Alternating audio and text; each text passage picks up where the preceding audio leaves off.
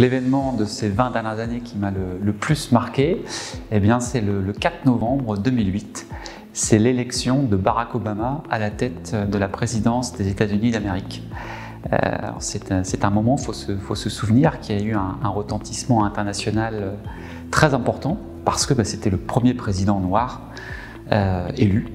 Et c'est vrai qu'aux États-Unis, pour certains qui connaissent, dans ce grand pays des libertés, la liberté des minorités, elles n'ont pas été honorées à leur juste mesure.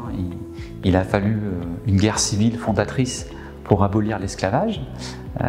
Et puis il a fallu encore attendre plus d'un siècle pour mettre fin à l'apartheid, pour que ces minorités puissent avoir les mêmes droits que les autres.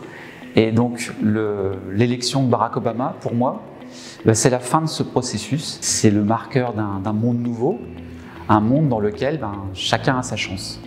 Et c'est pour ça que pour moi, c'est une date importante dans l'histoire. Et puis je vais un petit peu plus loin. J'ai parlé des minorités, mais aujourd'hui, même en France, nos femmes, elles ont eu le droit de vote qu'en 1945. Et ce qu'on constate aujourd'hui, toujours dans cette même tendance, c'est un rééquilibrage des pouvoirs.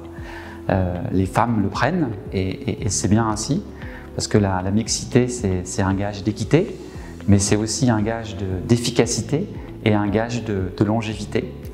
Donc à quand une femme présidente en France? J'espère que dans 20 ans, quand vous réinterrogerez vos clients et vos partenaires, peut-être qu'il y en a qui diront que l'événement qui les a le plus marqués de ces 20 dernières années, c'est l'élection d'une femme à la présidence de la République française.